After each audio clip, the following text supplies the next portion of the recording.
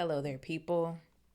Welcome back to the Talking ETV Book Club. We are reading Harry Potter and the Chamber of Secrets.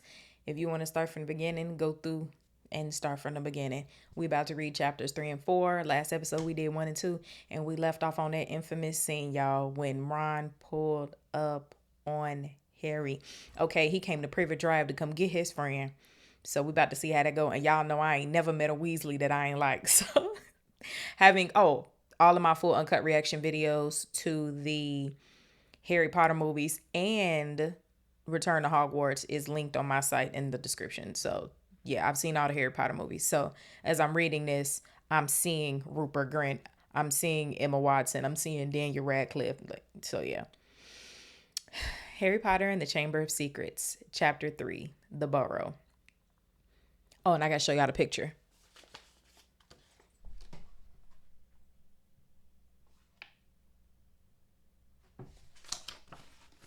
It's the flying car.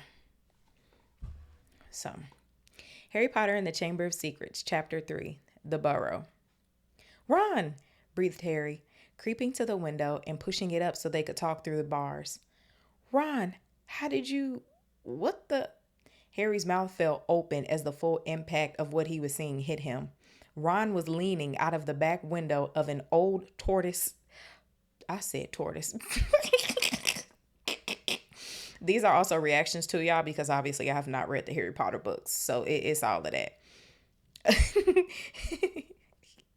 Ron was leaning out of the back window of an old turquoise car, which was parked in mid-air. Grinning at Harry from the front seats were Fred and George. Y'all know I love them Weasley twins. Ron's elder twin brothers. All right, Harry, asked George. What's been going on? Said Ron. Why haven't you been answering my letters?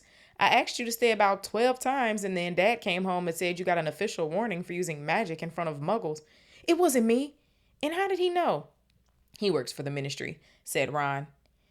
You know we're not we're not supposed to do spells outside of school. You should talk, said Harry, staring at the floating car. Oh, this doesn't count, said Ron. We're only borrowing this. It's Dad's. We didn't enchant it, but doing magic in front of the muggles you live with. I told you I didn't. But it'll take too long to explain now. Look, you can tell them at Hogwarts that the Dursleys have locked me up and won't let me come back. And obviously I can't magic myself out because the ministry will think it's the second spell I've done in 3 days. So stop gibbering, said Ron. We've come to take you home with us. But you can't magic me out either. We don't need to, said Ron, jerking his head toward the front seat and grinning. You forget who I've got with me? Tie that around the bar, said Fred, throwing the end of a rope to Harry. If the Dursleys wake up, I'm dead, said Harry as he tied the rope tightly around a bar and Fred revved up the car. Don't worry, said Fred, and stand back.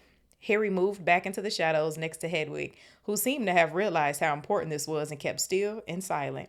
The car revved louder and louder, and suddenly with a crunching noise, the bars were pulled clean out of the window as Fred drove straight up in the air. Harry ran back to the window to see the bars dangling a few feet above the ground. Panting, Ron hoisted them up into the car. Harry listened anxiously, but there was no sound from the Dursleys' bedroom. When the bars were safely in the back seat with Ron, Fred reversed as close as possible to Harry's window. Look, I don't know how this play out in the books, but my heart rate has increased, y'all. Get in, Ron said. But all my Hogwarts stuff, my wand, my broomstick, where is it? Locked in the cupboard under the stairs, and I can't get out of this room. Fuck. Oh, fuck, that's right. In the movies, Harry's stuff was in a trunk in his room at the foot of his bed. In the books, it's in his under the stairs lifetime bedroom that he had for 12 goddamn years. Wow. Fuck. Okay, I don't know how this gonna go, y'all.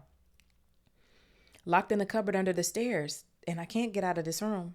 No problem, said George from the front passenger seat. Out of the way, Harry.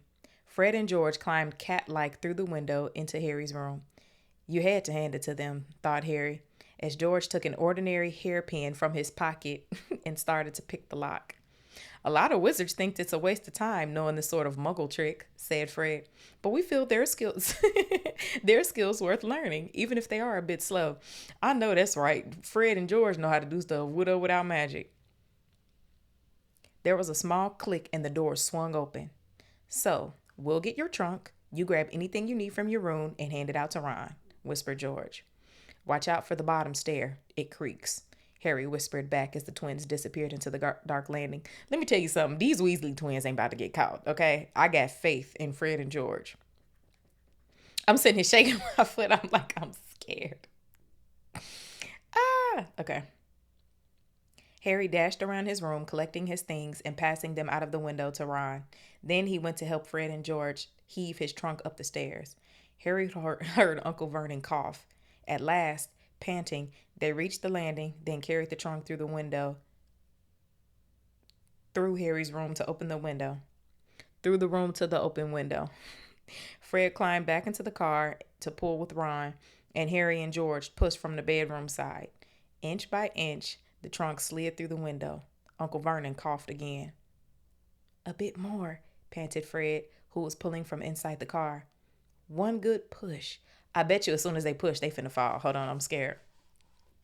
Harry and George threw their shoulders against the trunk and it slid out of the window into the back seat of the car. Okay, let's go, George whispered.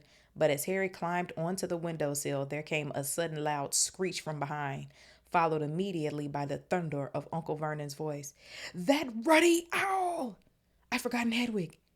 Harry tore back across the room, and I was about to say his Hedwig in the car. Harry tore back across the room as the landing light clicked on. He snatched up Hedwig's cage, dashed to the window, and passed it out to Ron. He was scrambling back onto the chest of drawers when Uncle Vernon hammered on the unlocked door, and it crashed open. For a split second, Uncle Vernon stood framed in the doorway. Then he let a bellow like an angry bull and dived at Harry, grabbing him by the ankle. Of course he was standing there for a second because he just woke up and he had to register what the fuck was going on.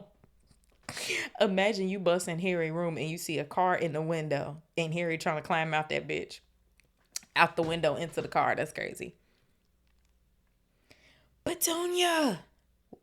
Oh no, Ron, Fred, and George seized Harry's arms and pulled as hard as they could. Petunia! Roared Uncle Vernon. He's getting away! He's getting away! But the Weasleys gave a gigantic tug and Harry's legs slid out of Uncle Vernon's grasp. Harry was in the car. He slammed the door shut. Put your foot down, Fred, yelled Ron, and the car shot suddenly toward the moon. Harry couldn't believe it. He was free.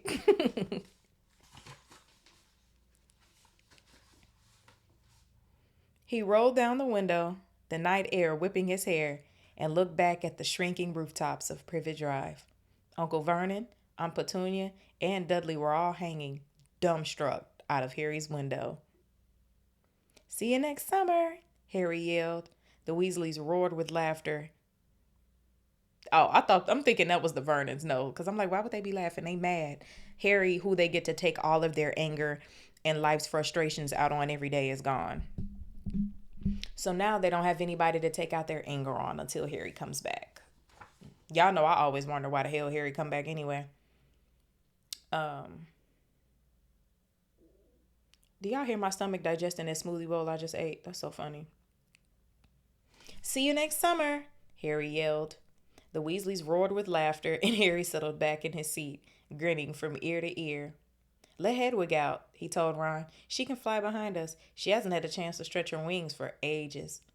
George handed the hairpin to Ron, and a moment later, Hedwig soared joyfully out of the window to glide alongside them like a ghost. So, what's the story, Harry? Said Ron impatiently. What's been happening? Harry told them all about Dobby, the warning he given Harry, and the fiasco of the violet pudding. There was a long, shocked silence when he had finished. Very fishy, said Fred finally. Definitely dodgy, agreed George. So, he wouldn't even tell you who's supposed to be plotting all this stuff? I don't think he could, said Harry. I told you, every time he got close to letting something slip, he started banging his head against the wall. He saw Fred and George look at each other. What, you think he was lying to me? Said Harry. Well, said Fred, put it this way. House elves have got powerful magic of their own, but they can't usually use it without their master's permission. I reckon old Dobby was sent up to stop you coming back to Hogwarts. Someone's idea of a joke. Can you think of anyone at school with a grudge against you? Yes, said Harry and Ron together instantly. Draco Malfoy, Harry explained. He hates me. Draco Malfoy? Said George, turning around. Not Lucius Malfoy's son. Must be. It's not a very common name, is it? Said Harry. Why? I've heard Dad talking about him, said George. He was a big supporter of you know who. And when you know who disappeared, said Fred, craning around to look at Harry, Lucius Malfoy came back saying he'd never meant any of it. Load of dung. Dad reckons he was right in you know who's inner circle. Harry had heard these rumors about Malfoy's family before, and they didn't surprise him at all. Malfoy made Dudley Dursley look like a kind of thoughtful and sensitive boy. I don't know whether the Malfoys own a house elf, said Harry. Well, whoever owns him will be an old wizarding family, and they'll be rich, said Fred. Yeah, Mum's always wishing we had a house elf to do the ironing, said George. But all we got is a lousy old ghoul in the attic and gnomes all over the garden. House elves come with big old manors and castles and places like that. You wouldn't catch one in our house. It's okay. The Weasley house is more than enough, okay? That is my favorite house in the Harry Potter universe. Is that damn Weasley house, full of all the love and memories, all of that. Harry was silent. Judging by the fact that Draco Malfoy usually had the best of everything, his family was rolling in wizard gold. It's so funny because Harry got money too. He could just see Malfoy strutting around a large manor house. Sending the family servants to stop Harry from going back to Hogwarts also sounded exactly like the sort of thing Malfoy would do. Had Harry been stupid to take Dobby seriously? I'm glad we came to get you anyway, said Ron. I was getting really worried when you didn't answer any of my letters. I thought it was Errol's fault at first. Who was Errol? Our owl. He's ancient. It wouldn't be the first time he collapsed on a delivery. So then I tried to borrow Hermes. Who? The owl mum. You know you got to say mum. I can't say mom. The owl mum and dad bought Percy when he was made a prefect, said George from the front. Y'all, where was all of these owls in the movies? Where were they? Because Hermes, I was about to say Hermes, like the fashion house. I don't know whether to say Hermes or Hermes. I'm going to just say Hermes. And Errol is an ancient owl. I wonder how old that owl is. But Percy wouldn't lend him to me, said Ron. Said he needed him. Percy's been acting very oddly this summer, said George, frowning. And he has been sending a lot of letters and spending a lot of time shut up in his room. I mean, there's only so many times you can polish a perfect badge. You're driving too far west, Fred, he added, pointing at a compass on the dashboard. Fred twiddled the steering wheel. So, does your dad know you've got the car? Said Harry, guessing the answer. No, said Ron. He had to work tonight. Hopefully we'll be able to get it back in the garage without Mum noticing we flew it. What does your dad do at the Ministry of Magic anyway? He works in the most boring department, said Ron. The Misuse of Muggle Artifacts Office. The what? It's all to do with bewitching things that are Muggle made, you know, in case they end up back in a Muggle shop or house. Like last year, some old witch died and her tea set was sold to an antique shop. This Muggle woman bought it, took it home, and tried to serve her friends tea in it. It was a nightmare. Dad was working overtime for weeks.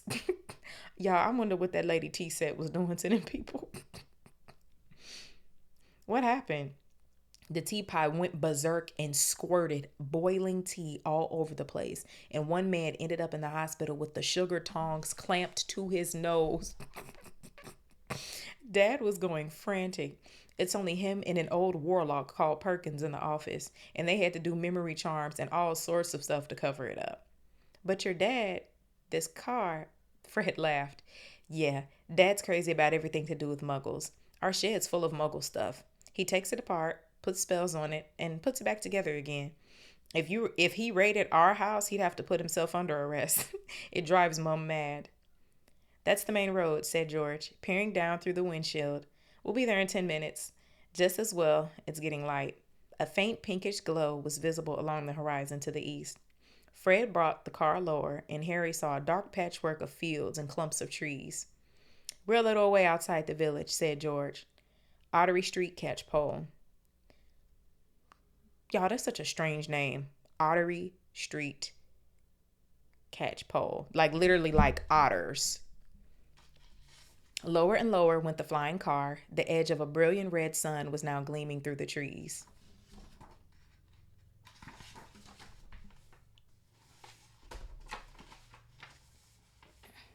Touchdown, said Fred as, with a slight bump, they hit the ground. They had landed next to a tumble down garage in a small yard, and Harry looked out for the first time at Ron's house. It looked as though it had been once a large stone pigeon, but extra rooms had been added here and there until it was several stories high. So crooked it looked as though it were held up by magic, which Harry reminded himself it probably was. 4 or 5 chimneys were perched on top of the red roof. A lopsided sign stuck in the ground near the entrance and read, "The Burrow." Y'all, that's so sweet. I love that. I love the Weasleys so bad. I do. Around the front door lay a jumble of rubber boots and very rusty old cauldron. Several fat brown chickens were pecking away around the yard. "It's not much," said Ron. "It's wonderful," said Harry happily, thinking of Privet Drive. They got out of the car. "Now, we'll go upstairs really quietly," said Fred, "and wait for Mum to call us for breakfast. Then, Ron, you come bounding down the stairs going, 'Mum, look who turned up in the night.' And she'll be all pleased to see Harry, and no one will ever need to know we flew the car." "Right," said Ron. "Come on, Harry. I sleep at the top." Y'all, they mama probably already know that them boys is gone. Ron had gone a nasty greenish color, his eyes fixed on the house. The other three wheeled around. Mrs. Weasley was marching across the yard. See, I told y'all. Mrs. Weasley was marching across the yard, scattering chickens, and for a short, plump, kind of faced woman, it was remarkable how much she looked like a saber-toothed tiger. "Ah," said Fred. "Oh dear," said George. Mrs. Weasley came to a halt in front of them, her hands on her hips, staring from one guilty face to the next. She was wearing a flowered apron with a wand sticking out of the pocket. "So," she said. "Morning, Mum," said George, in what he clearly thought was a jaunty, winning voice.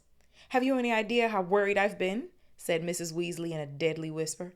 "Sorry, Mum, but see, we had to—" All three of Mrs. Weasley's sons were taller than she was, but they cowered as her rage broke over them. "Bed's empty, no note, car gone, could have crashed out of my mind, worry. Do you care? Never. As long as I live, you wait until your father gets home. We've never had trouble like this from Bill or Charlie or Percy." "Perfect Percy," muttered Fred. "You could do with taking a leaf out of Percy book," yelled Mrs. Weasley, prodding a finger in Fred's chest. "You could have died. You could have been seen. You could have lost your father his job. Okay, because we got too many goddamn kids to not be going to work." It seemed to go on for hours. Mrs. Weasley had shouted herself hoarse before she turned on Harry, who backed away. "I'm very pleased to see you, Harry, dear," she said. "Come in and have some breakfast." She turned and walked back into the house, and Harry, after a nervous glance at Ron, who nodded encouragingly, followed her. The kitchen was small and rather cramped.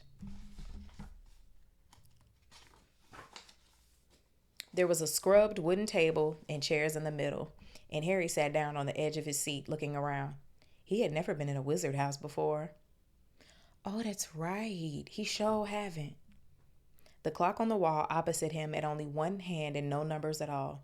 Written around the edge were things like "time to make tea," "time to feed the chickens," and "you're late." Oh my God. I love the Weasley house so bad. Y'all, I would literally move into the Weasley's house. I ain't gonna hold you. The chickens was just the icing on the cake because I could bring my chickens and we could just put them together. Books were stacked 3 deep on the mantelpiece. Books with titles like "Charm Your Own Cheese," "Enchantment in Baking," and "1 Minute Feast." It's magic. And unless Harry's ears were deceiving him, the old radio next to the sink had just announced that coming up was Witching Hour with the popular singing sorceress Celestina Warbeck. Mrs. Weasley was clattering around, cooking breakfast a little haphazardly, throwing dirty looks at her sons as she threw sausages into the frying pan. Every now and then she muttered things like, "Don't know what you're thinking of," and "never would have believed it." "I don't blame you, dear," she assured Harry, tipping 8 or 9 sausages onto his plate. "Ooh, baby, Harry about to eat good. Y'all know they be starving him on Privet Drive, even though his uncle big as fuck. Okay, his uncle, the the way they describe Vernon, he's over 250. He's Uncle Vernon got to be over 250. Like that man is obese. They be describing Dudley. I'm talking about they. This is J.K. Rowling's book. She be describing Dudley as hanging over the chair. The audacity to be obese, feeding your face 24/7, and giving Harry literal scraps. Like I just, it's next level abuse, y'all. Arthur and I have been worried about you too. Just last night we were saying we'd come to get you ourselves if you hadn't ridden back to Ron by Friday. But really, she was now adding 3 fried eggs onto his plate. Flying an illegal car halfway across the country. Anyone could have seen you. She flicked her wand casually at the dishes in the sink, which began to clean themselves, clinking gently in the background.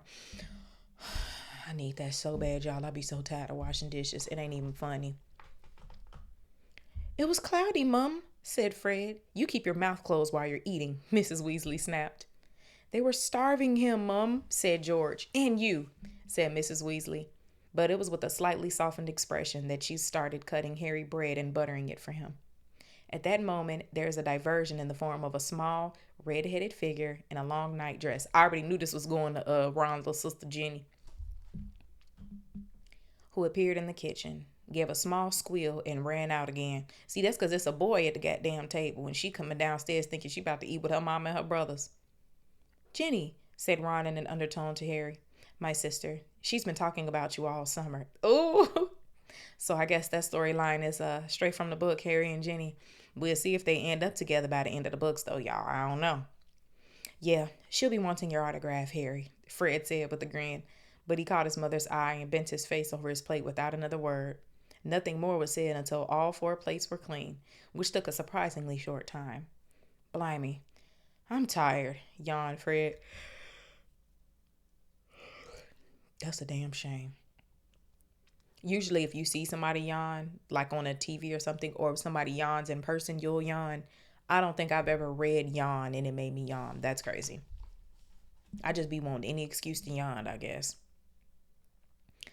Setting down his knife and fork at last.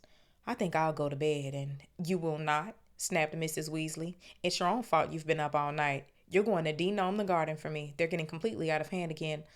Oh, Mum. And you too, she said, glaring at Ron and George. You can go up to bed, dear, she added to Harry. You didn't ask them to fly that wretched car. But Harry, who felt wide awake, said quickly, I'll help Ron. I've never seen a denoming. That's very sweet of you, dear, but it's dull work, said Mrs. Weasley. Now let's see what Lockhart's got to say about the subject. As she pulled a heavy book from the stack on the mantelpiece, George groaned. Mum, we know how to denome a garden.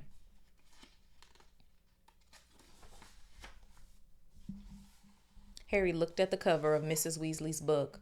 Written across in fancy gold letters were the words, Gilderoy Lockhart's Guide to Household Pests. There was a big photograph on the front of a very good-looking wizard with wavy blonde hair and bright blue eyes. As always in the wizarding world, the photograph was moving.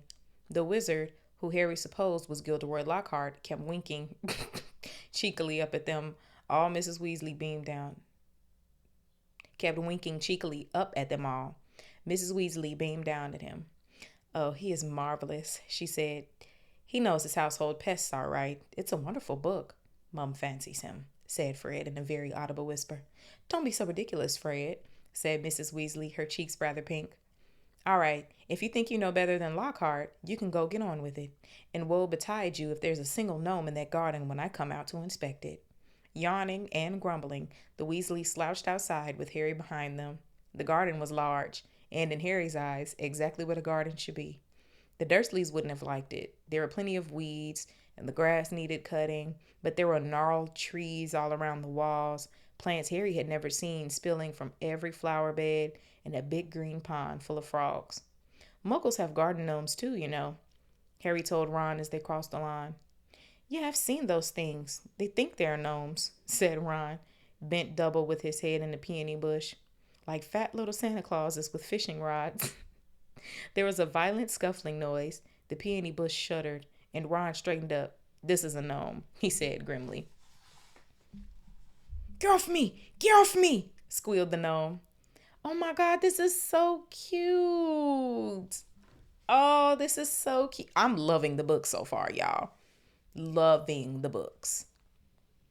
It was certainly nothing like Santa Claus. It was a small and leathery looking, with large, knobby, bald head exactly like a potato. Ron held it at arm's length as it kicked out at him with its horny little feet. He grasped around the ankles and turned it upside down. This is what you have to do, he said. He raised the gnome above his head. Get off me! And he started to swing it in great circles like a lasso. Seeing the shocked look on Harry's face, Ron added, it doesn't hurt them. You just got to make them really dizzy so they can't find their way back to the gnome holes. He let go of the gnome's ankles. It flew 20 feet into the air and landed with a thud in the field over the hedge. Pitiful, said Fred. I bet I can get mine beyond that stump. Harry learned quickly not to feel too sorry for the gnomes. He decided to just drop the first one he caught over the hedge, but the gnome, sensing weakness, sank its razor-sharp teeth into Harry's finger, and he had a hard job shaking it off until, wow, Harry, that must have been 50 feet. The air was soon thick with flying gnomes. See, they're not too bright, said George. Seizing 5 or 6 gnomes at once, the moment they knew the de-gnoming was going on, they stormed up to have a look. You'd think they'd have learned by now to just stay put. Soon the crowd of gnomes in the field started walking away in a straggling line, their little shoulders hunched. They'll be back, said Ron as they watched the gnomes disappear into the hedge on the other side of the field. They love it here. Dad's too soft with them. He thinks they're funny. They are funny. Just then the front door slammed. He's back, said George. Dad's home. They hurried through the garden and back into the house. Mr. Weasley was slumped in a kitchen chair with his glasses off and his eyes closed. He was a thin man, going bald, but the little hair he had was red as any of his children's. He was wearing long green robes, which were dusty and travel-worn. What a night, he mumbled, groping for the teapot as they all sat down around him. 9 raids. 9. And old man Dingus Fletcher tried to put up a hex on me when I had my back turned. Mr. Weasley took a long gulp of tea and sighed. Find anything, Dad? Said Fred eagerly. All I got were a few shrinking door keys and a biting kettle, yawned Mr. Weasley. There was some pretty nasty stuff that wasn't my department, though. Mortlake was taken away for questioning about some extremely odd ferrets, but that's Committee on Experimental Charms, thank goodness. Why would anyone bother making door keys shrink? Said George. Just muggle baiting, said Mr. Weasley. Sell them a key that keeps shrinking to nothing so that they can never find it when they need it. Of course, it's very hard to convict anyone because no muggle would admit their key keeps shrinking. They'll insist they just keep losing it. Bless them. They'll go to any lengths to ignore magic, even if it's staring them in the face. But the things our lot have taken to enchanting, you wouldn't believe. Like cars, for instance? Mrs. Weasley had appeared, holding a long poker like a sword. Mr. Weasley's eyes jerked open. He stared guiltily at his wife. Cars, Molly dear? Yes, Arthur, cars, said Mrs. Weasley, her eyes flashing. Imagine a wizard buying a rusty old car and telling his wife all he wanted to do was take it apart to see how it would work, while really he was enchanting it to make it fly. Mr. Weasley blinked. Well, dear, I think you'll find out that he would be quite within the law to do that, even if he maybe would have done better to tell his wife the truth. There's a loophole in the law, you'll find. As long as he wasn't intending to fly the car, the fact that the car could fly wouldn't. Arthur Weasley, you made sure there were a loophole when you wrote that law. He wrote it! That's hilarious, shouted Mrs. Weasley, just so you could carry on tinkering with all that muggle rubbish in your shed. And for your information, Harry arrived this morning in the car you weren't intending to fly. Harry? Said Mr. Weasley blankly. Harry who? He looked around, saw Harry, and jumped. Good Lord, is it Harry Potter? Very pleased to meet you. Ron's told us so much about... Your sons flew that car to Harry's house and back last night, shouted Mrs. Weasley. What have you got to say about that, eh? Did you really? Said Mr. Weasley eagerly. I was about to say he probably gonna think it's cool as fuck. Did it go all right? I mean, he faltered as sparks flew from Mrs. Weasley's eyes. That was very wrong, boys. Very wrong indeed. Let's leave them to it, Ron muttered to Harry as Mrs. Weasley swelled like a bullfrog. Come on, I'll show you to my bedroom. They slipped out of the kitchen and down a narrow passageway to an uneven staircase. Oh my God, the house is so charming. I can just imagine it. They slipped out of the kitchen and down a narrow passageway to an uneven staircase, which wound its way, zigzagging up.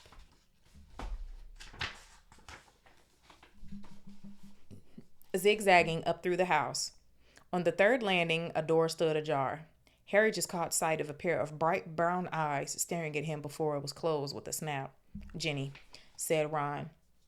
You don't know how weird it is for her to be this shy. She never shuts up normally. They climbed 2 more flights until they reached a door with peeling paint and small plaque on it, saying Ronald's room. Y'all, that's so cute how Ron's room is up. I swear, every time they hit a child, they just added another room to the house. They climbed 2 more flights of stairs until they reached a door with peeling paint and a small plaque on it saying Ronald's room. Harry stepped in, his head almost touching the sloping ceiling, and blinked.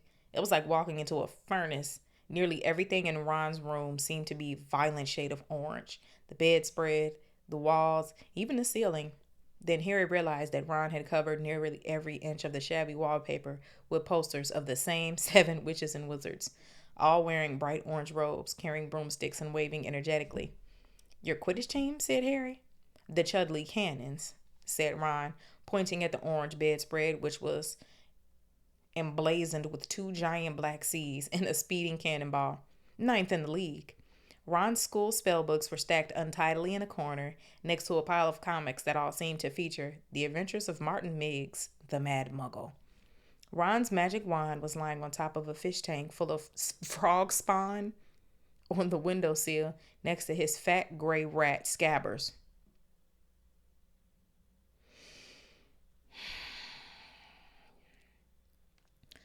I wonder what Scabbers' fate is going to be in the books, because I was not satisfied with the movies.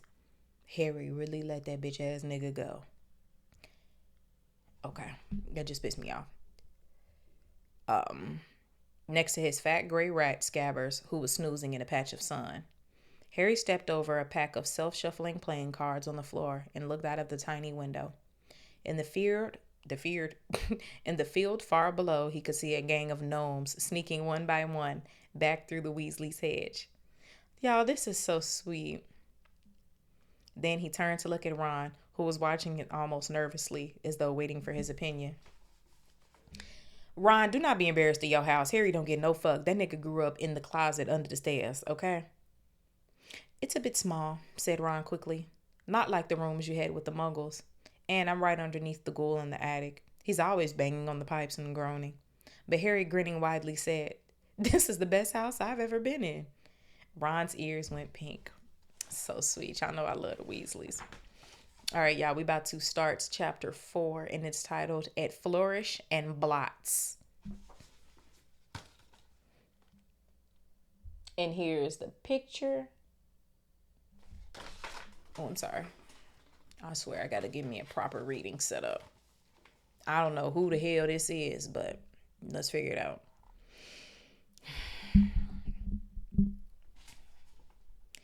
Life at the Burrow was as different as possible from life on Privet Drive. The Dursleys liked everything neat and ordered. The Weasleys' house burst with strange and the unexpected. Harry got a shock for the first time when he looked in a mirror over the kitchen mantelpiece and it shouted, Tuck your shirt in, Scruffy. The ghoul in the attic howled and dropped pipes whenever he felt things were getting too quiet, and small explosions from Fred and George's bedroom were considered perfectly normal. What Harry found most unusual about life at Ron's, however, wasn't the talking mirror or the clanking ghoul. It was the fact that everybody there seemed to like him.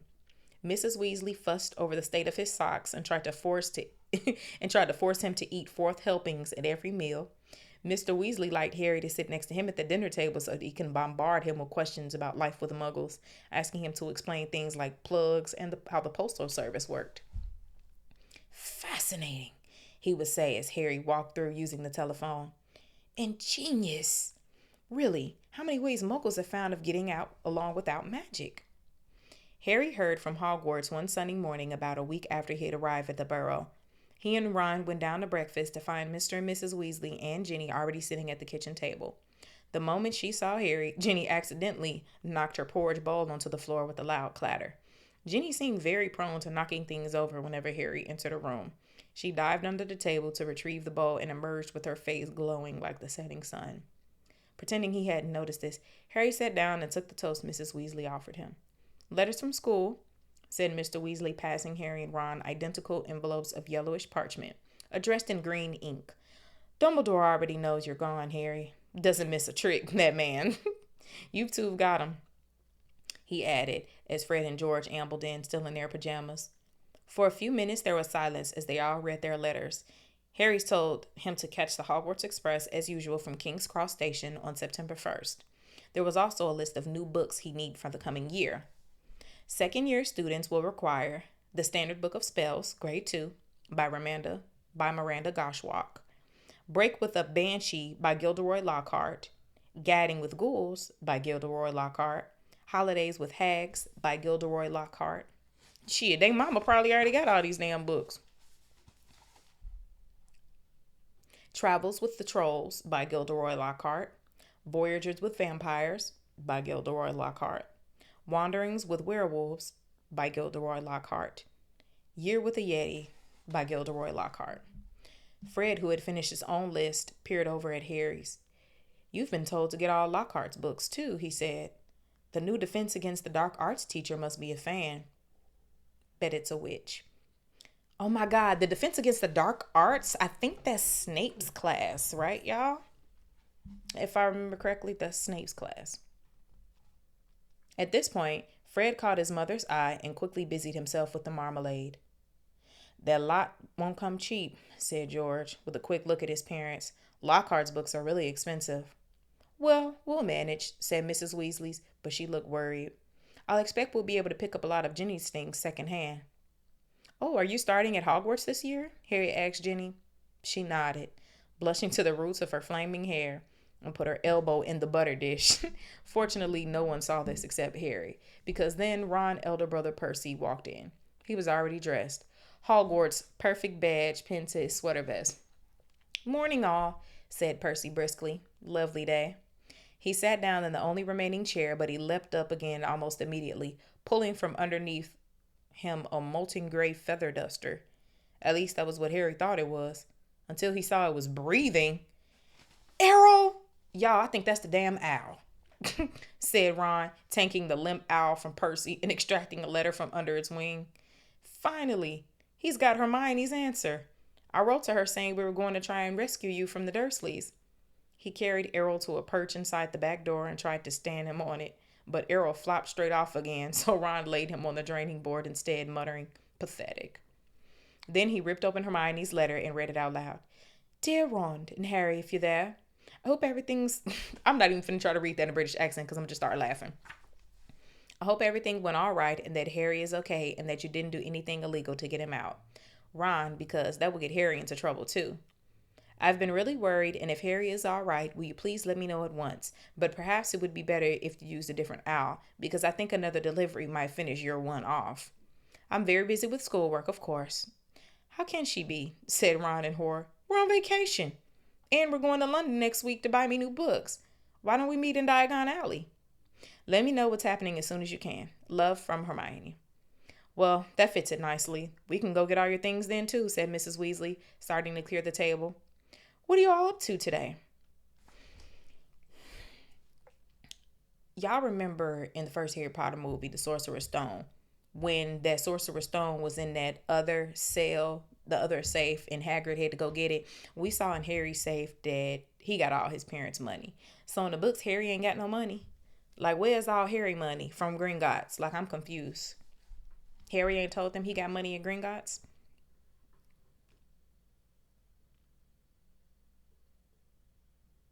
What are you all up to today? Harry, Ron, Fred, and George were planning to go up the hill to a small paddock the Weasleys owned. It was surrounded by trees that blocked it from the view of the village below, meaning they could practice Quidditch there, as long as they didn't fly too high. They couldn't use real Quidditch balls. We would have been hard to explain if they had escaped and flown way over the village. Instead, they threw apples for one another to catch. They took turns riding Harry's Nimbus 2000, which was easily the best broom. Ron's old shooting star was often outstripped by passing butterflies. 5 minutes later, they were marching up the hill, broomsticks over their shoulders.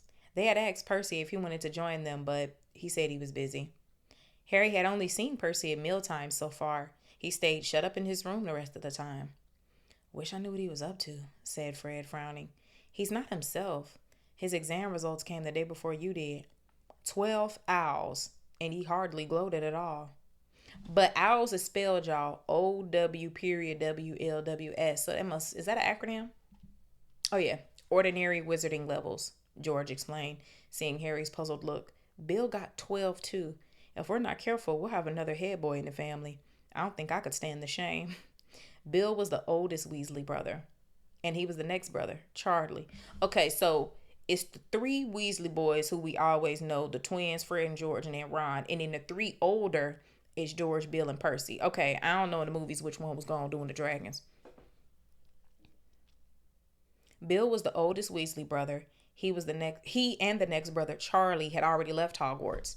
Harry had never met either of them, but he knew that Charlie was in Romania.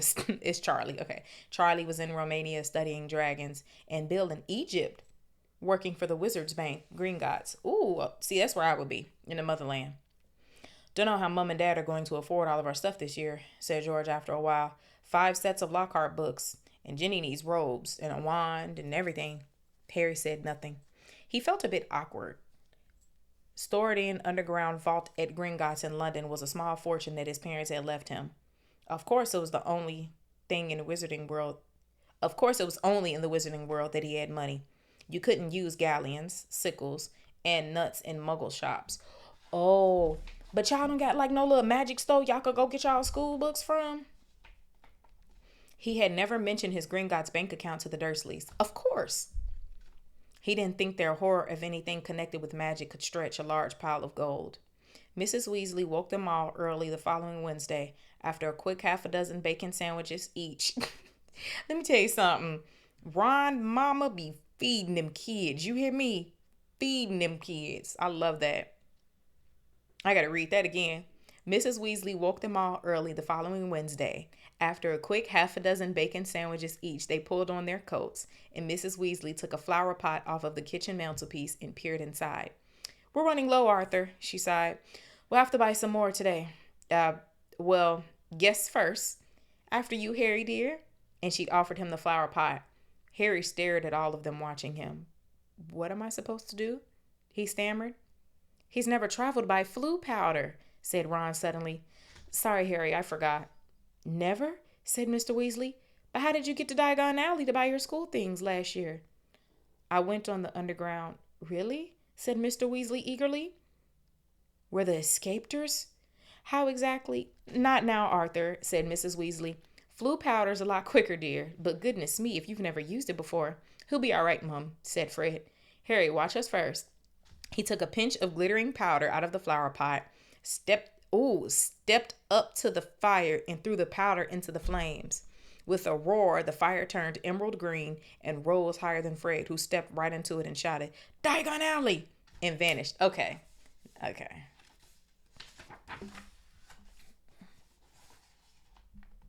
You must speak clearly, dear. Yeah, because see, in the movies, Harry ended up in like the back alleys. He wasn't on Diagon Alley. He was in another alley, and Hagrid be out there. Thankfully, Hagrid had saved him. You must speak clearly, dear, Mrs. Weasley told Harry as George dipped his hand into the flower pot. And be sure to get out at the right gate. The right what? Said Harry nervously as the fire roared and whipped George out of sight too. Well, there are an awful lot of wizard fires to choose from. But as long as you've spoken clearly. He'll be fine, Molly, don't fuss, said Mr. Weasley, helping himself to Floo powder too. You get it? It's called Floo, 'cause like the chimney. I love that name. That's a good name. But dear, if he got lost, how will we ever explain it to his aunt and uncle? They wouldn't mind, Harry reassured her. Dudley would think it was a brilliant joke if I got lost up a chimney. Don't worry about that. Well, Mrs. Weasley is just such a lovely woman. She can't even think about the fact that they fucking hate Harry and be starving that poor boy and be abusing that boy. Girl, they is not worried about that child at all. They happy he gone. The only thing that they a little disappointed about is they ain't got nobody to take out their frustrations on, okay? Well, all right. You go after Arthur, said Mrs. Weasley. Now, when you get into the fire, say where you're going. And keep your elbows tucked in, Ron advised, and your eyes shut, said Mrs. Weasley. The soot. Don't fidget, said Ron, or you might fall out of the wrong fireplace. But don't panic and get out too early. Wait until you see Fred and George. Trying to bear it all in his mind, Harry took a pinch of the flu powder, walked to the edge of the fire. He took a deep breath, scattered the powder into the flames, and stepped forward. The fire felt like a warm breeze. He opened his mouth and immediately swallowed a lot of hot ash. Doggone alley, he coughed. It felt as though he were being sucked down a giant drain. He seemed to be spinning very fast. The roaring in his ears was deafening. He tried to keep his eyes open, but the whirl of green flames made him feel sick. Something hard knocked his elbow and he tucked it in lightly. Still spinning and spinning. Now it felt as though cold hands were slapping his face. Squinting through his glasses, he saw a blurred stream of fireplaces and snatched glimpses of the rooms beyond. His bacon sandwiches were churning inside of him. His closed eyes against his wishing would stop. And then he fell, face forward, onto a cold stone and felt the bridge of his glasses snap. Dizzy and bruised, covered in soot, he got gingerly to his feet. Holding his broken glasses up to his eyes, he was quite alone. But where he was, he had no idea. All he could tell was that he was standing in the stone fireplace of what looked like a large, dimly lit wizard shop. But nothing in here was ever likely to be on a Hogwarts school list. A glass case nearly held a withering hand on a cushion, a blood-stained pack of cards, a staring glass eye. Ooh, that's some shit. And I bet you Hagrid know what all this shit is. That's what he be back there getting all the good stuff from. Evil-looking masks stared down from the walls. An assortment of human bones lay upon the counter, and rusty, spiked instruments hung from the ceiling. Even worse, the dark, narrow street Harry could see through the dusty shop window was definitely not Diagon Alley. The sooner he got out of here, the better. Nose still stinging from where he had hit the hearth, Harry made his way swiftly and silently toward the door. But before he gotten halfway toward it, two people appeared on the other side of the glass. Oh, I'm scared. And one of them was the very last person Harry wanted to meet when he was lost, covered in soot, and wearing broken glasses. Draco Malfoy. Harry looked quickly around and spotted a large black cabinet to his left. He shot inside it and pulled the doors closed, leaving a small crack to peer through. Seconds later, a bell clanged, and Malfoy stepped into the shop. The man who followed could only be Draco's father. He had the same pale, pointed face and identical cold gray eyes. Mr. Malfoy crossed the shop, looking lazily at the items on display, and rang the bell on the counter before turning to his son and saying, "Touch nothing, Draco." Malfoy, who had reached for the glass eye, said, "I thought you were going to buy me a present." "I said I would buy you a racing broom," said his father, drumming his fingers on the counter. "What's the good of that if I'm not on the house team?" said Malfoy, looking sulky and bad-tempered. "Harry Potter got a Nimbus 2000 last year. Special permission from Dumbledore so he could play for Gryffindor. He's not even that good. And it's just because he's famous. Famous for having a stupid scar on his forehead." Malfoy bent down to examine a shelf full of skulls. "Everyone thinks he's so smart. Wonderful Potter with his scar and his broomstick." "You have told me this at least a dozen times already," said Mr. Malfoy with a quelling look at his son. "And I will remind you that this is not prudent to appear less than fond of Harry Potter, not when most of our kind regard him as the hero who made the Dark Lord disappear." "Ah, Mr. Borgin." A stooping man had appeared behind the counter, smoothing his greasy hair back from his face. "Mr. Malfoy, what a pleasure to see you again," said Mr. Borgin in a voice as oily as his hair. "Delighted. And a young Master Malfoy, too." "Charmed. How may I be of assistance? I must show you just in today, a very reasonably priced—" "I'm not buying today, Mr. Borgin, but selling." "Oh, yeah, what Lucius about to sell?" "Selling The smile faded from Mr. Borgen's face. You have heard, of course, that the ministry is conducting more raids. Oh, see, he got some shit that, said Mr. Malfoy, taking a roll of parchment from his inside pocket and unraveling it for Mr. Borgin to read. I have a few items at home that might embarrass me if the ministry were to call. Mr. Borgin fixed a pair of pince nez. Pince nez? Y'all, what the fuck is that? Mr. Borgin fixed a pair of pince nez. Pince-Nez. Hold on, I got to look this up. Because I'm finna go straight to Google Images. What is pince nez? Images. Pince. There we go. There go the suggestion right there. That's them little ass glasses they used to wear back in the day. That's so funny. I thought that's what that was. These little ass glasses they used to wear.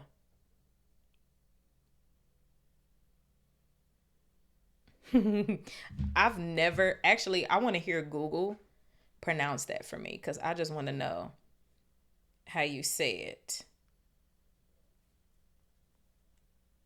Hold on, pince nez pronunciation. No, wait, hold on. Pince nez. Here you go, y'all. Pince nez. Oh, pince nez. That's definitely not English. A pair of eyeglasses with a nose clip instead of earpieces. That's the Google definition. Pince nez. Pince nez. Okay. Oh, y'all, I learned something new today. I never knew what that was. Them little ass glasses so they hold on to your nose instead of your ears. Now I gotta find my part where I was reading. Here we go. Mr. Borgin fixed a pair of pince-nez to his nose and looked down the list. The ministry wouldn't presume to trouble you, sir, surely. Mr. Malfoy's lips curled. I have not been visited yet. The name Malfoy still commands a certain respect, yet the ministry grows ever more meddlesome. There are rumors about a new Muggle Protection Act. No doubt that flea-bitten, Muggle-loving fool Arthur Weasley is behind it. First of all, not too much on the Weasley daddy. Calm down, Lucius. Not too much on Arthur. Harry felt a hot surge of anger. And, as you see, certain of these poisons might make it appear... I understand, sir. Of course, said Mr. Borgin. Let me see. Can I have that? Interrupted Draco, pointing at the withered hand on its cushion. Ah, the hand of glory, said Mr. Borgin, abandoning Mr. Malfoy's list and scurrying over to Draco. Insert a candle and it gives light only to the holder. Best friend of thieves and plunderers. Your son has fine taste, sir. I hope my son will amount to more than a thief or a plunderer, Borgin, said Mr. Malfoy coldly, and Mr. Borgin said quickly, No offense, sir. No offense meant. Though if his grades don't pick up, said Mr. Malfoy, more coldly still, they may indeed be all he is fit for. It's not my fault, retorted Draco. The teachers have all favorites, Hermione Granger. I would have thought you'd be ashamed that a girl of no wizard family beat you in every exam, snapped Mr. Malfoy. Ha, said Harry under his breath, pleased to see Draco looking both abashed and angry. It's all the same all over, said Mr. Borgin in his oily voice. Wizard blood is counting for less everywhere. Not with me, said Mr. Malfoy, his long nostrils flaring. No, sir, nor with me, sir, said Mr. Borgin with a deep bow. In that case, perhaps we can turn to my list, said Mr. Malfoy shortly. I am in something of a hurry, Borgin. I have important business elsewhere today. They started to haggle. Harry watched nervously as Draco drew nearer and nearer to his hiding place, examining the objects for sale. Draco paused to examine a long coil of hangman's rope and to read, smirking, the card propped on a magnificent necklace of opals. Caution, do not touch. Cursed. Has claimed the lives of 19 Muggle owners to date.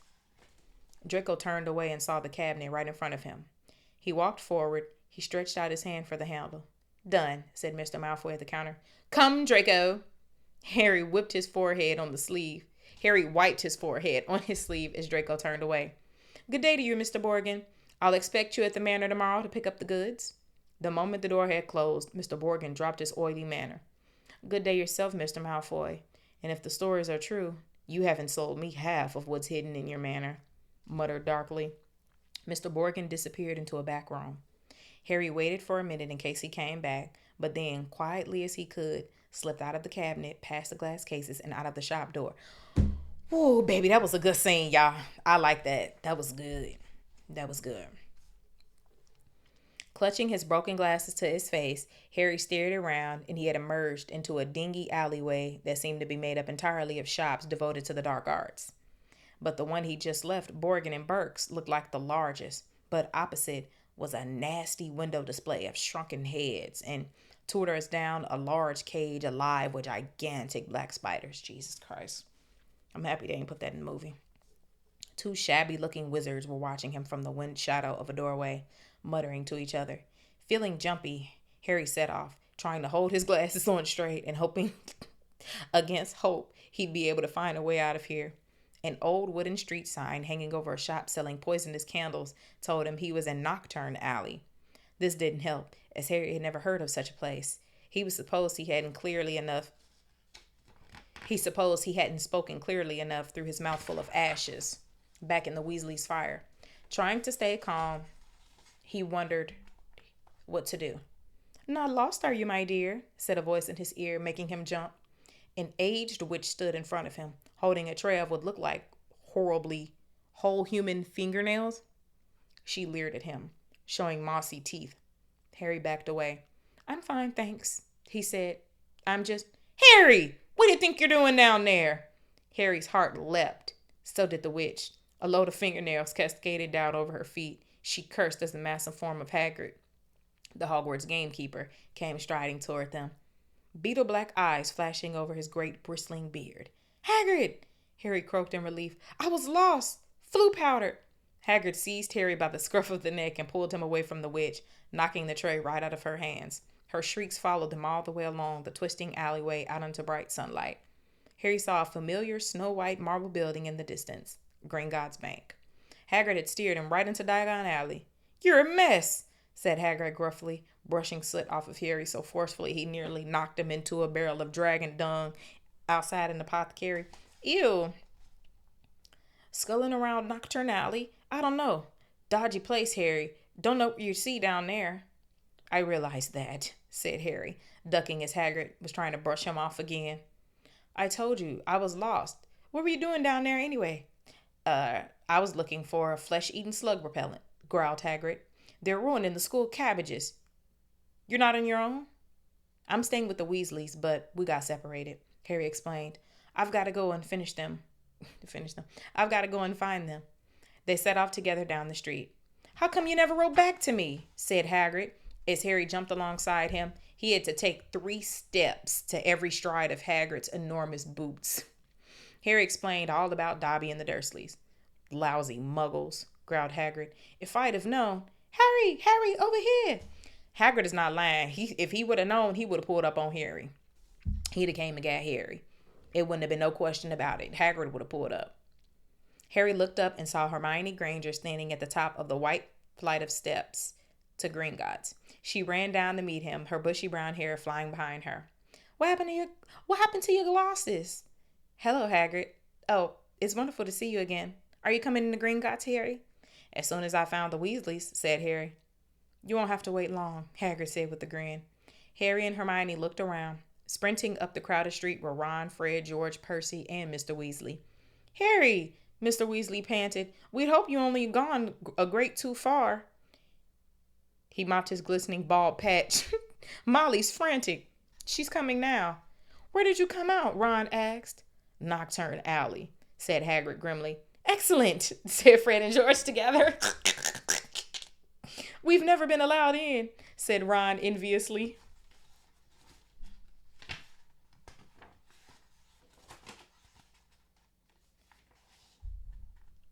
"I should rudely well think not," growled Hagrid.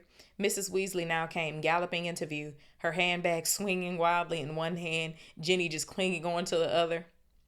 "Oh, Harry, oh, my dear, you could have been anywhere." Gasping for breath, she pulled a large clothes brush out of her bag and began sweeping off the soot. Hagrid hadn't managed to beat away. Mr. Weasley took Harry's glasses and gave them a tap of his wand. and return them. Good as new.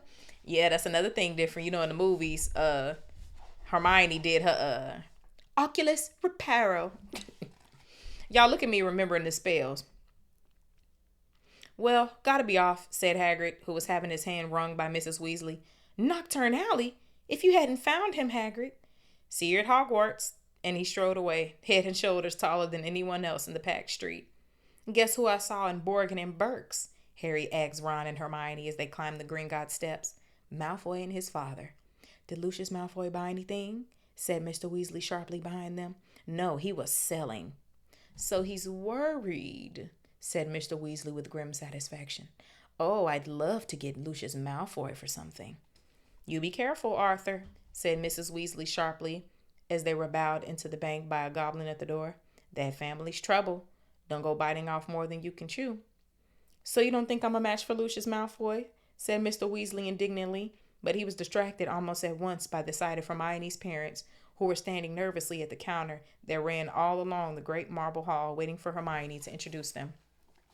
I can't believe we getting to see Hermione's parents. I mean, we didn't see them in the movies, but this close I'm gonna get to see them. We only went to their house that one time when she did the spell to make them forget her. But you're muggles, said Mr. Weasley, delighted. We must have a drink. What's that you've got there? Oh, you're exchanging muggle money. Molly, look! He pointed excitedly at the 10-pound notes in Mr. Granger's hand. Meet you back here, Ron said to Hermione as the Weasleys and Harry were led off to their underground vaults by yet another Gringotts goblin. The vaults were reached by means of small goblin driver carts. Let me tell y'all, Gringotts is one of my favorite places. Like, that's the shit you want to see in magic content, is shit like Gringotts. The whole Gringotts setup with the goblins, the underground shit, the dragon, the whole 9 yards. The vaults were reached by means of small goblin-driven carts that sped along miniature train tracks through the bank's underground tunnels. Harry enjoyed the breakneck journey down to the Weasleys' vault, but felt dreadful, far worse than he had in Knockturn Alley when it was open. Oh, I knew he was going to say they didn't have a lot of money. There was a very small pile of silver sickles inside and just one gold galleon. Mrs. Weasley felt right into the corners before sweeping the whole lot into her bag. Harry felt even worse when they reached his vault. Oh, this is so awkward. He tried to block the contents from the view as he hastily shoved handfuls of coins into a leather bag. Back outside on the marble steps, they all separated. Percy muttered vaguely about needing a new quill. Fred and George had spotted their friend from Hogwarts, Lee Jordan. Mrs. Weasley and Ginny were going to the second-hand robe shop. Mr. Weasley was insisting on taking the Grangers off to the Leaky Cauldron for a drink. Okay, so they didn't see Harry's thing. Harry played that off so cool. He was like, let me just get my shit. I don't want them to know I got some money. I don't want them to feel weird. We'll all meet at Flourish and Blots, and that's the name of the chapter. We'll all meet at Flourish and Blots in an hour to buy your school books, said Mrs. Weasley, setting off with Ginny. And not one step down Knockturn Alley, she shouted at the twins' retreating backs. Harry, Ron, and Hermione strode off along the winding cobbled street, the bag of gold, silver, and bronze jangling cheerfully in Harry's pocket was clamoring to be spent. Okay, buy a Weasley something nice. So he bought 3 large strawberry and peanut butter ice creams, which they slurped happily as they wandered up the alley. So sweet. Ugh, that's just such a good childhood memory. You getting your school supplies and you and your friends just walking down the street eating strawberry. I hate peanut butter, but strawberry peanut butter ice cream, peanut butter is fucking disgusting.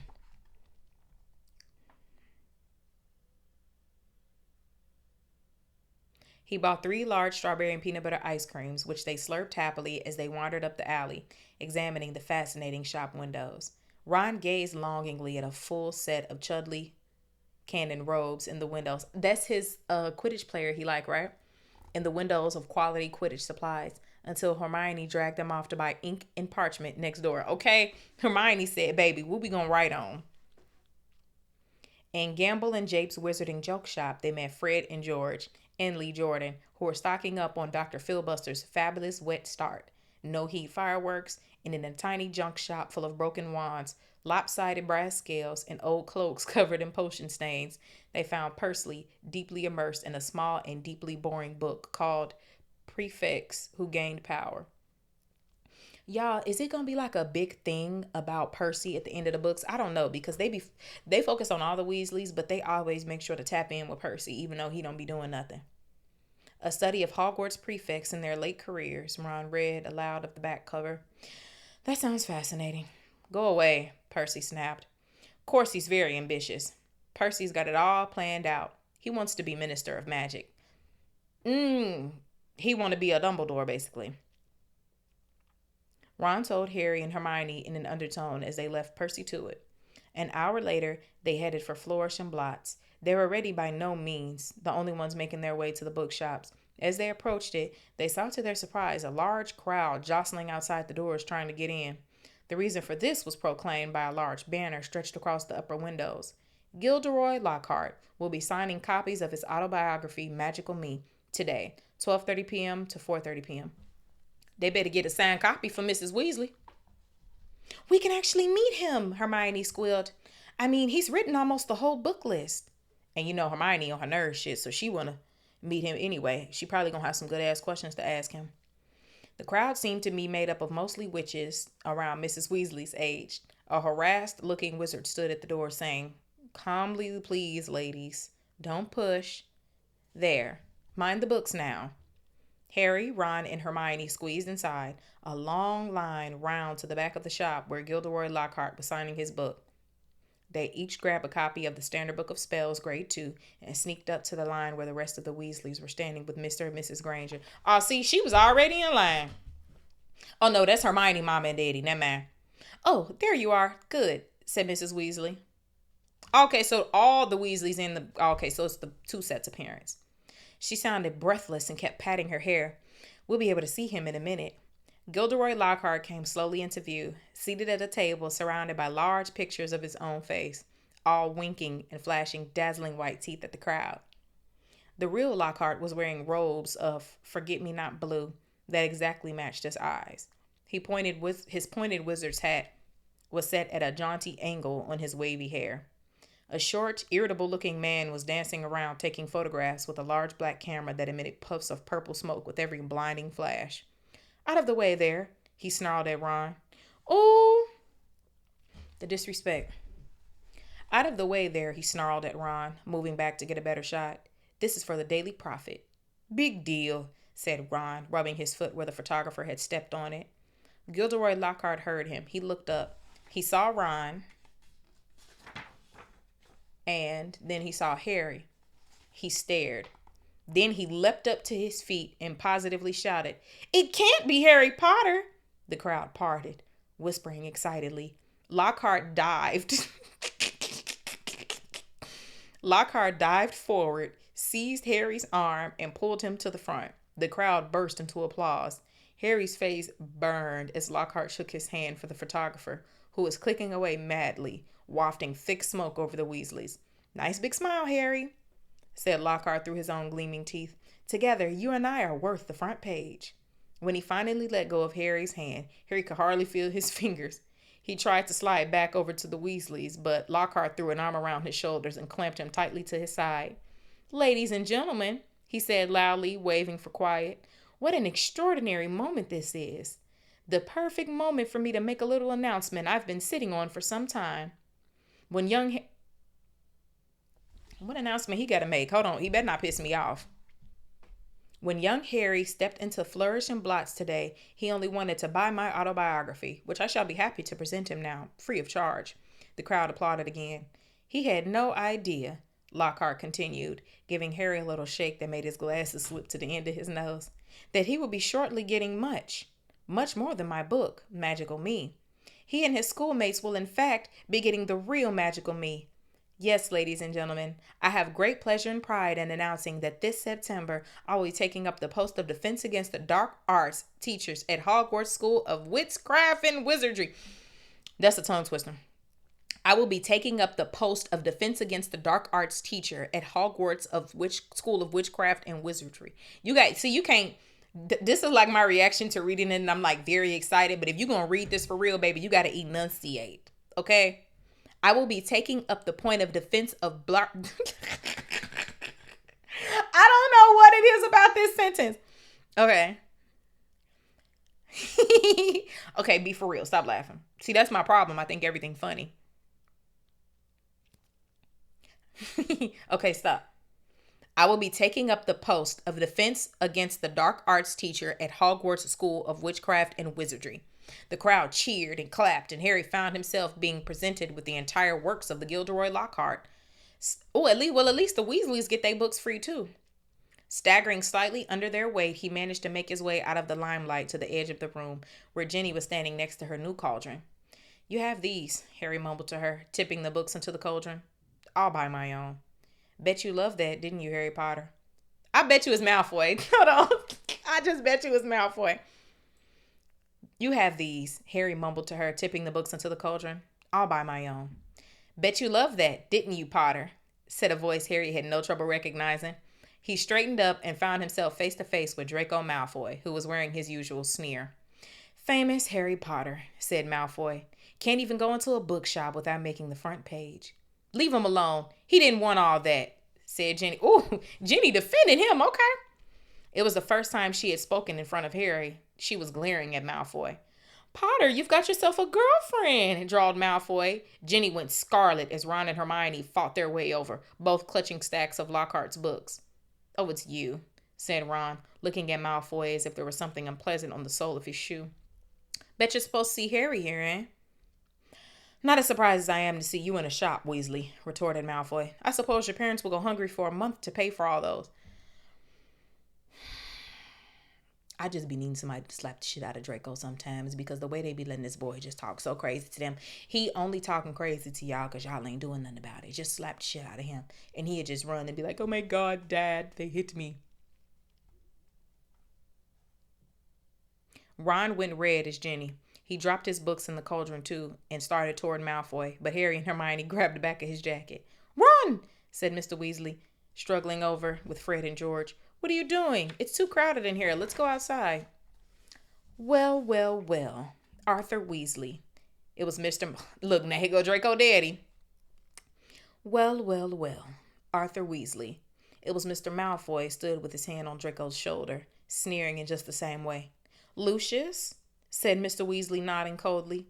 Busy time at the ministry, I hear, said Mr. Malfoy. All those raids. I hope they're paying you overtime. He reached into Jenny's cauldron and extracted from amid the glossy Lockhart books a very odd, very battered copy of A Beginner's Guide to Transfiguration.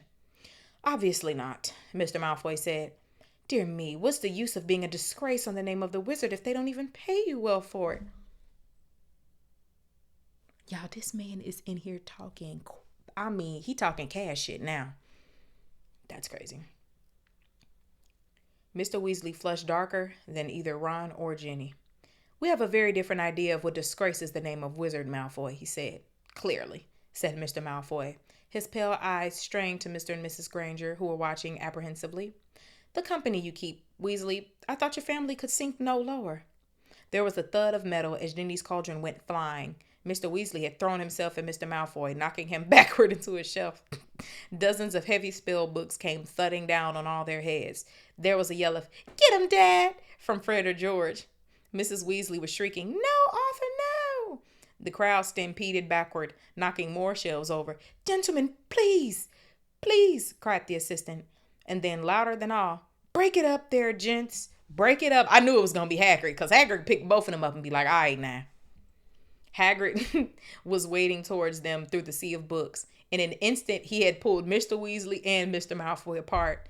Mr. Weasley had a cut lip, and Mr. Malfoy had been hit in the eye with an encyclopedia of toadstools. This what the fuck I'm talking about. He was still holding Jenny's old Transfiguration book. He thrust it at her, his eyes glittering with malice. Here, girl, take your book. It's the best your father can give you. Pulling himself out of Hagrid's grip, he beckoned to Draco and swept from the shop.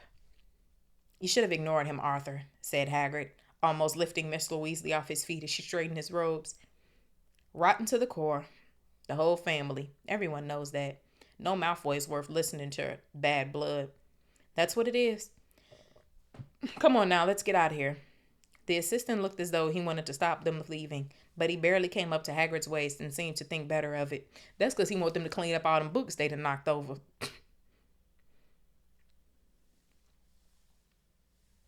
They hurried up the street, the Granger shaking with fright, and Mrs. Weasley beside herself with fury. A fine example to set for your children. Brawling in public. What Gilderoy Lockhart must have thought. He was pleased, said Fred. Didn't you hear him as we were leaving? He was asking the bloke from the Daily Prophet if he'd been able to work the fight into his report. Said it was all publicity. But it was a subdued group that headed back to the fireside of the leaky cauldron, where Harry, the Weasleys, and all their shopping would be traveling back to the Burrow using flu powder. They said goodbye to the Grangers, who were leaving the pub from Muggle Street on the other side. Mr. Weasley started to ask them how bus stops worked, but stopped quickly on the look of Mrs. Weasley's face. Harry took off his glasses and put them safely in his pocket before helping himself to flu powder. It definitely wasn't his favorite way to travel. And that is it. We have completed chapters 3 and 4 of Harry Potter and the Chamber of Secrets. And I ain't gonna hold y'all. I'm liking the books better than the movie so far. We already did the entire Sorcerer's Stone. Tap into that if you would like. And 4 chapters into the Chamber of Secrets. And I really do love it here.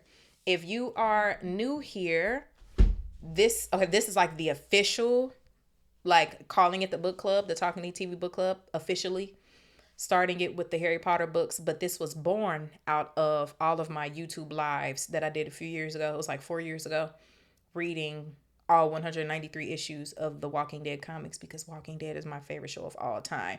So feel free to go on my YouTube Talking TV and look at all of my playlists of me reading the Walking Dead comics on live with y'all, talking shit, reading the comments, hee-heeing and ha-ha. We will be on that bitch for 3 hours sometimes just an hour. So yeah, I love the book club. I don't know what I'm gonna read after this. I definitely have a few things in mind, but I don't know which one I'm gonna go with. Also, I have all of the Game of Thrones books, but I'm not reading any of them until George finished the last 2, and we all know that's a whole nother conversation. So I'm gonna need for Mr. George to take care of himself and keep on living, baby, because we need your contribution to the world. You gave us the most famous TV show of all time. You gave us so many years of lore. It's just so much, George. Please give us them last couple of books, y'all, because if all the Game of Thrones books was done, I would have started that before Harry Potter. But it's okay. That's okay.